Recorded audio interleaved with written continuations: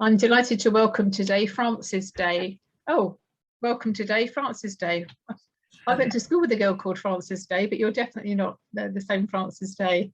Did you really? Yeah, wow. I did. Yeah, and when I first saw your name, and I thought that's why I didn't recognise when we said we'd have the interview. In my head, I'd got this other lady, and that's why I said to you when you came on, oh, you're the wing lady.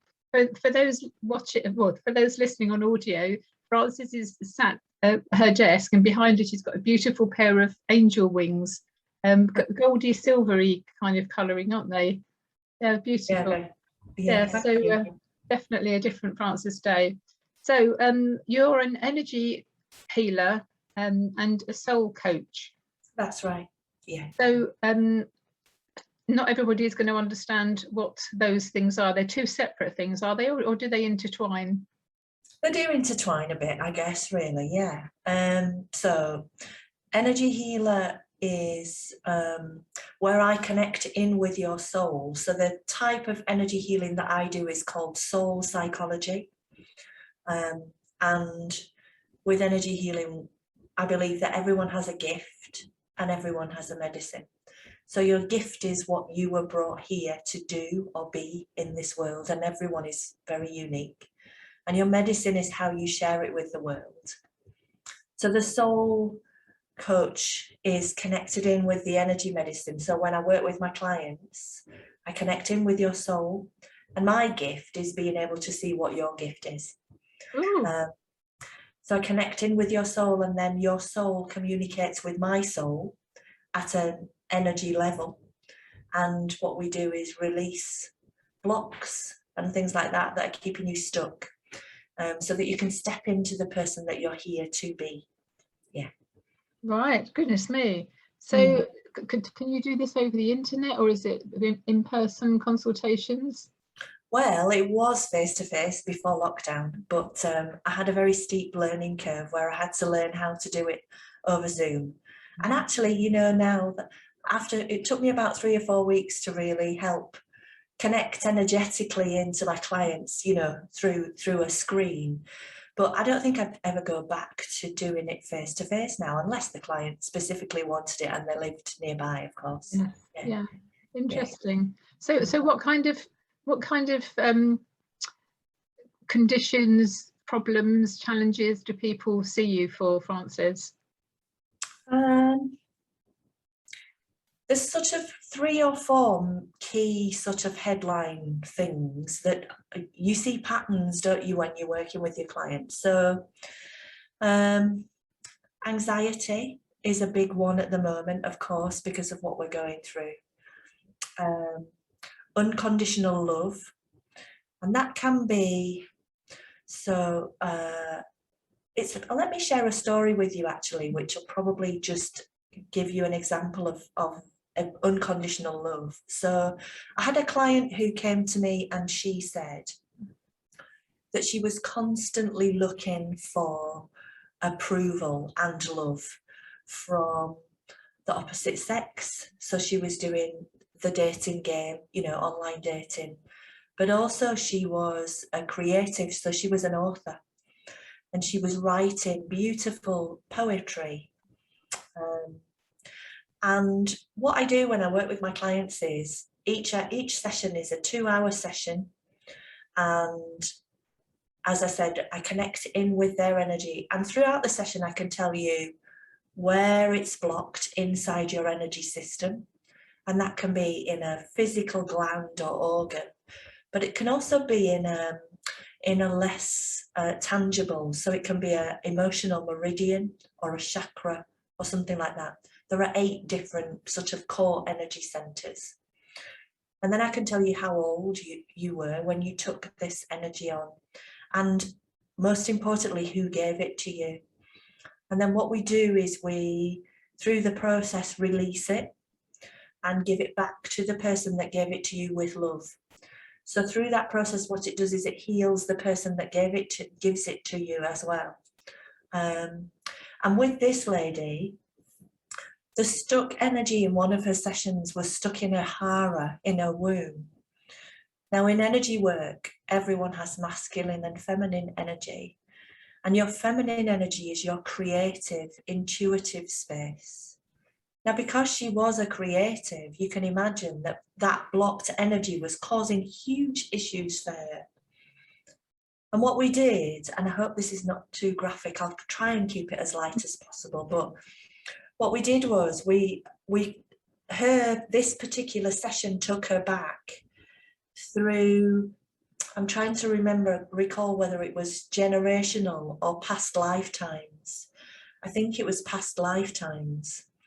So we went back 3 lifetimes ago, and in that 3rd lifetime, she'd been abused by a group of men.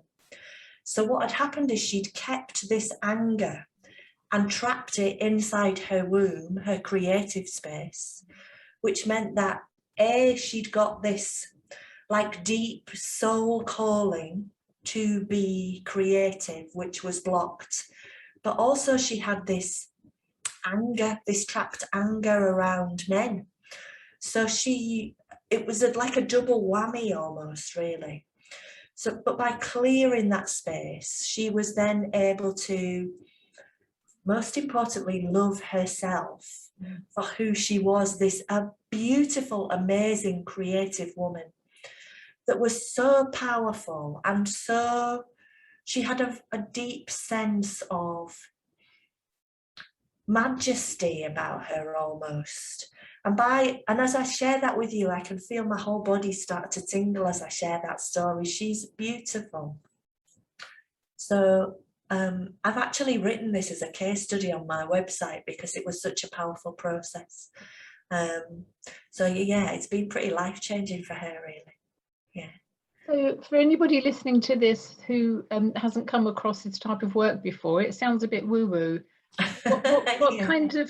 kind of training do you have for this kind of thing, or is it something that literally comes to you on an intuitive level? Oh, okay.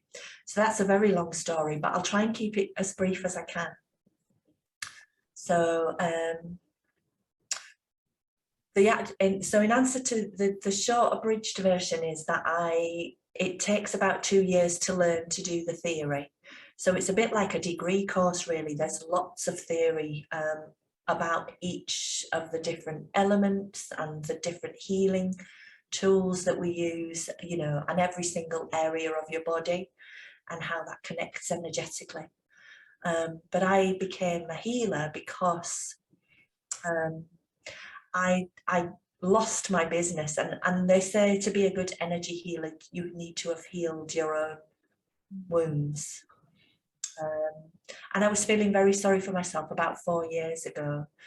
I call it going fetal, where I switched everything off and I just wasn't communicating very well with the world at all, healing myself. And I used to work in marketing, so I've got a really strong marketing background. I used to run a marketing agency, and I got a message popped into my Facebook Messenger. And it was a lady who I'd met on the networking circuit about 3 or 4 years ago. And she said, "Are you still doing marketing? I've got some beautiful little girls books that I've written that are all about empowering girls. And I wondered if you'd help me market them." And I thought, oh goodness, this just sounds too good to be true, really. What a perfect project to work on. So I went to her house and I did my best bit of creative marketing. She was a typical entrepreneur. We were getting all that lovely stuff out of her head onto Post-it notes all over the floor. And I was looking for what I call the low-hanging fruit, which is the thing that she could monetize, the quickest and easiest. And then suddenly there was a cat walked in and it started walking all over these Post-it notes, and it sort of sidled itself up to her. And she went, "Oh, I knew this would happen." She said, "We've got visitors. What you don't know about me is that I'm also a spiritual healer. And your grandma's here. Oh. And she wants to communicate with you." And of course, I had no idea that this was coming. But as soon as she uttered those words, it was like you could split me down the middle, and the whole left-hand side of my body started tingling. It was the most surreal feeling that I've ever had in my life. And she started communicating as if she was my grandma. And this is my dad's mum, who died when I was probably about 9 or 10. We lived in South Africa, and I remember my dad, the first time I ever saw my dad crying, and we'd got a telegram from my auntie to say that my grandma had passed away. And it's one of those real vivid memories as a child. Anyhow, she said, "I'm really proud of you for what you've been through over the last 18 months. I think about you and your dad every day. And I want you to know that you've got the gift. You just need to decide that you want to use it." And I'm like, whoa, I can't believe this. And this tingling in my body was just getting stronger and stronger. And she said, at the end, she just went, "If you ever need me, you just need to hold my hand." Well, because the left-hand side of my body was tingling, I just put my right hand on top of my left hand. And my left hand was tiny. It felt like I was actually holding my grandma's hand, because she was like 4 foot nothing, you know. It was the most beautiful experience I've ever had.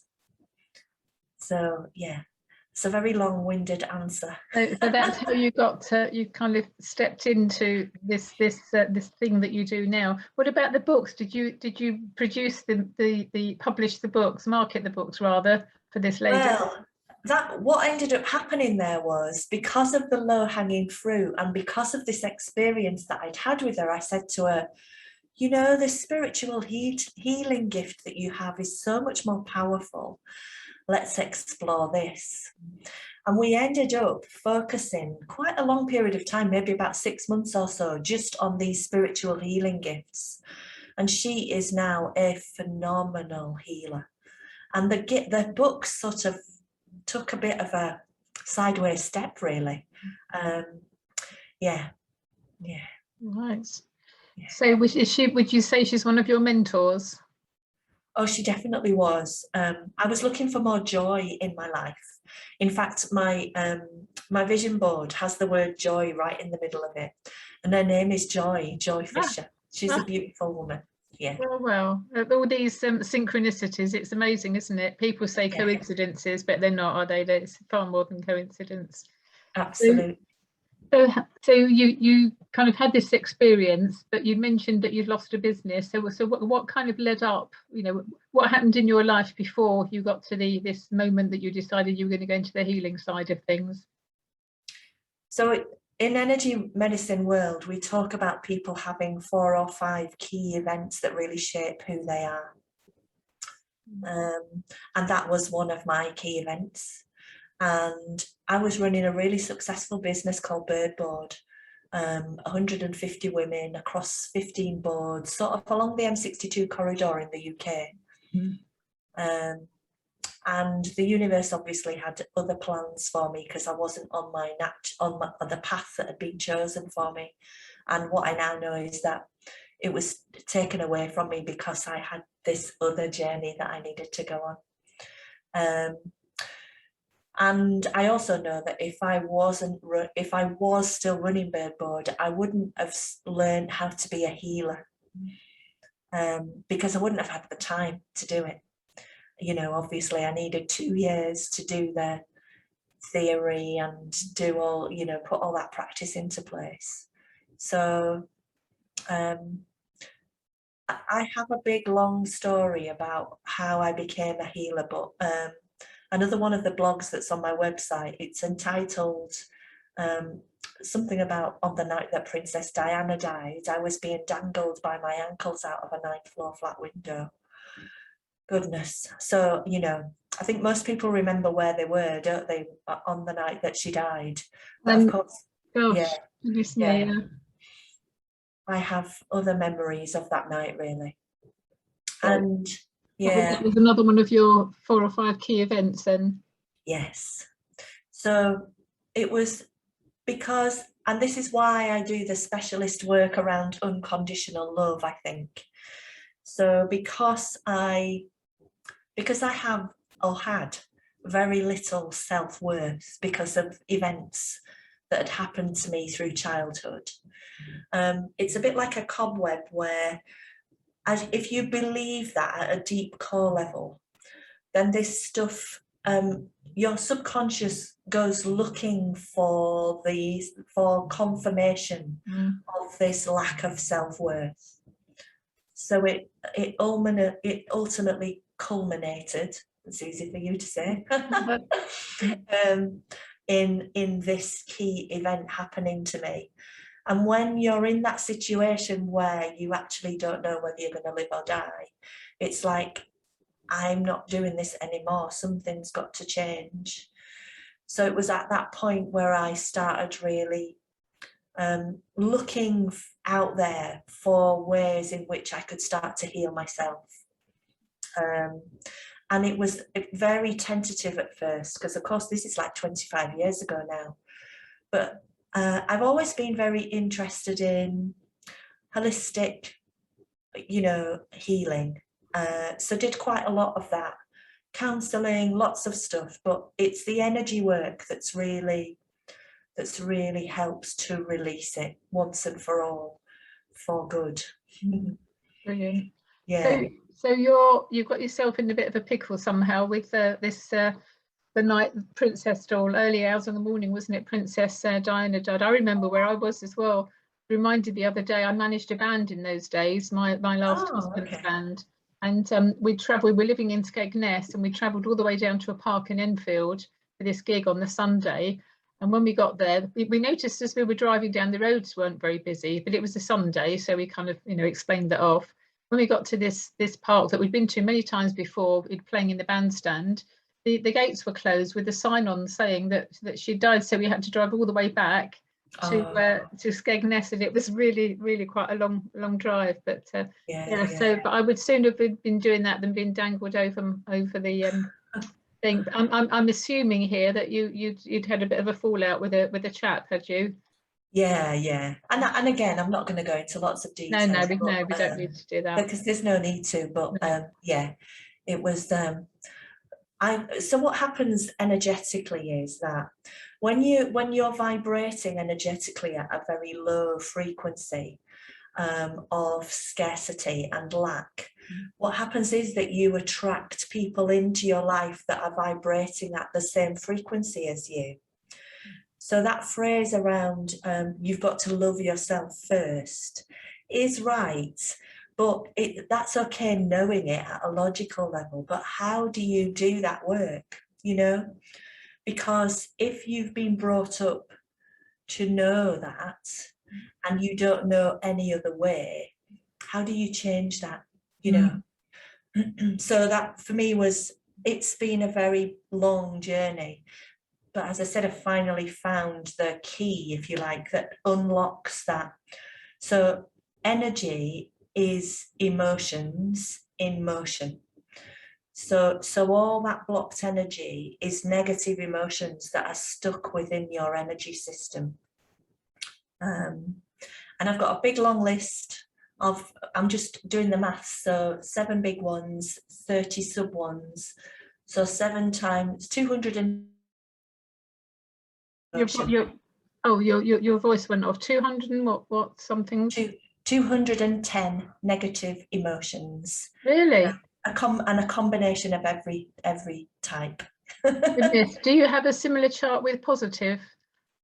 No, because it's negative emotions that get stuck, that are the ones that need healing. Right. So the further you get up the energetic scale, the more positive they get. Right. And each one has a numerical number. So when you get to most of the Western world vibrate at like a passive vibration around neutrality, but then we start to get to the more positive ones like love, peace, that sort of thing. And when we get to love, that's 500. And joy is 700, which is the ultimate, Wow.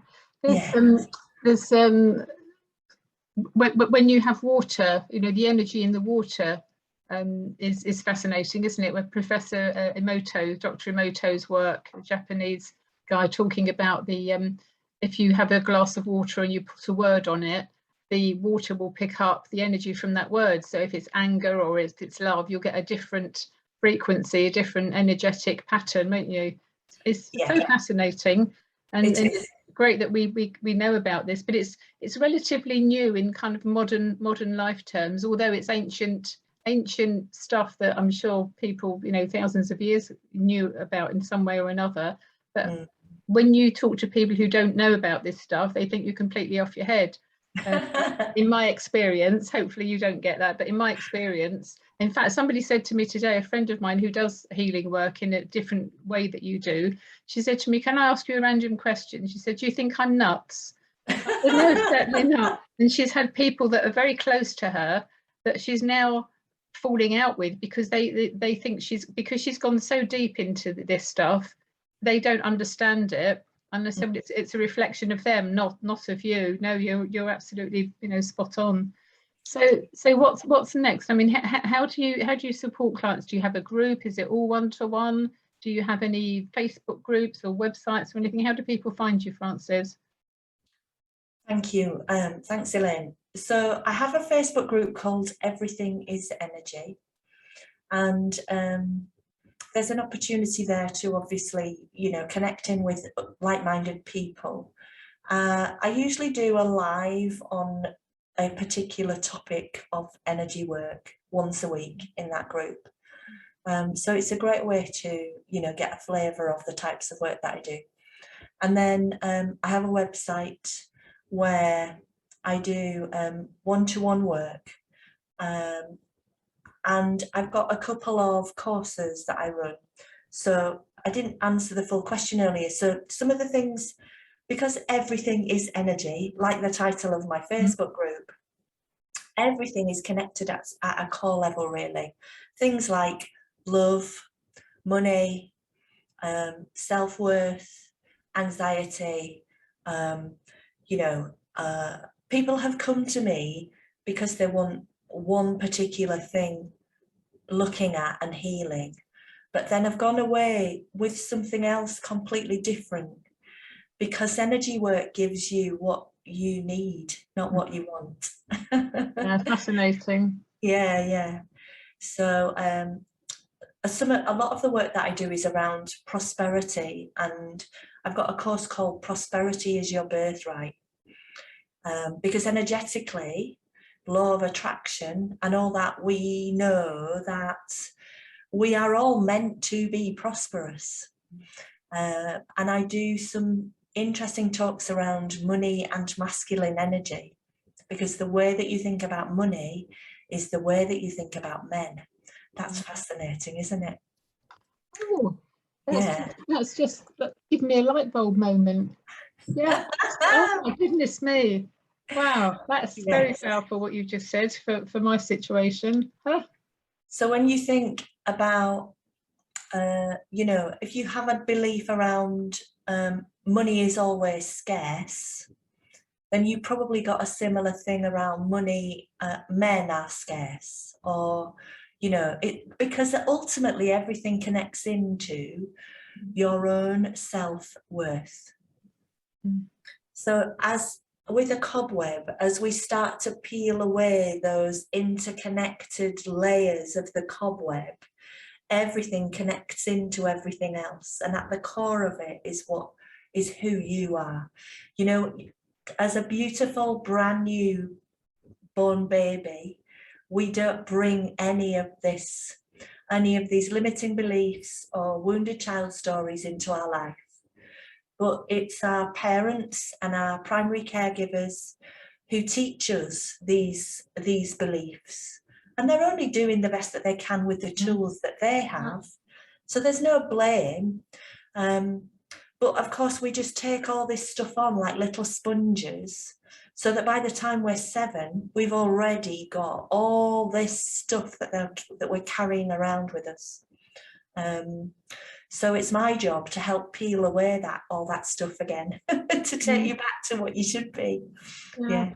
And also you mentioned with the case study lady that you've written up about her going back to being abused 3 or 4 lifetimes away, whatever it was. So, Yes, so we do bring some stuff with us, but generally speaking, we're born with a clean sheet, aren't we? that's In terms right. of the kind of modern day conditioning. That's right. Yeah. And what the fascinating thing is that usually I ask my clients to book 6 sessions with me because, of course, this is a lifetime's work, isn't it? That they're carried around with themselves. So when we get to about session 4, that's when the magic starts to happen. And it's almost like it all goes like that and sort of tumbles to the floor. There are some people where they need extra sessions because perhaps it's something that's very deeply buried. But it's usually about session 4 when the magic happens. Right. And are these all 2-hour sessions? Yes, they are. Yeah, 2 hours. It's a lot of work, a lot of time that you spend with people. You must almost feel like they're sort of kith and kin by the time you've ended up transforming, helping their transformation. That's really the truth. Yeah, I get to know them inside and out. Very good, very good. So what's next for Frances Day? So what's next for Frances Day is that she's going travelling. Oh, yeah. So I've been building this beautiful thing in the background because obviously I've done a lot around my own personal wealth story. And I don't think it's any accident that it came to me about 6 months ago. And it's, what I love about it is that it's funding my sole purpose. So my sole purpose is to help heal people. And what it's done is it's taken away the fear and worry of money. And it's funding my travel. So I'm going off to Dubai in December for a big conference, and we're talking about cryptocurrency. And this is all connected in with crypto, but it doesn't have the volatility of cryptocurrency. It's very steady. So if anyone's interested in finding out a bit more about that, I'm happy to share it with them. And it's just a beautiful way of saving money, and the guy who's behind it has very altruistic views around that whole abundance mentality. Is this the co-op? So, yeah. Is this the co-op fund? No, it's called Hyperfund. Oh, okay, yeah, that's the other one. Yeah, I've got friends who are in both camps, and I'm looking at both camps as well. So yeah, it's yeah, it's good. It's great. So and I've got friends who've bought land and all sorts of things with how they've managed it. So it's wonderful. So yes, it gives you the flexibility to do joyous things in your life as well. Marvelous. It really does. What I want to do is to get to a stage where I can travel the world, which will probably realistically be another 6 months maybe, where I can travel the world and I can gift people hyperfund accounts. And it will be life-changing, particularly for people in less wealthy countries, So, yeah. Right, how wonderful. So it's been really interesting speaking with you, Frances, and hearing about your soul energy work and your energy healing and so on. Fascinating. Every time I speak to somebody, there's always a different way of doing things. So that, there's no 2 healers that are exactly the same. Even if you've done the same training program, you'll interpret what you've learned differently. That's true. I'm the only lady in the UK that does this type of energy healing work. Yeah, because I learned it from a lady in Australia. So marvelous. So tell us your Facebook group again, and also your website, please. Yeah, so the Facebook group is called Everything is Energy, and my website is francis-day.co.uk, and it's Francis with an E. So France the country with an S on the end. Right, marvellous. So Francis.day. Francis-day.co.uk. Marvellous. Okay, and then Everything is Energy on Facebook. That's right. Fantastic. Thank you very much, Frances. I'm sure you might be, hopefully this interview will give us some more interest for you. Thank you. Thanks very much for the privilege, Elaine. It's been a pleasure. Most welcome.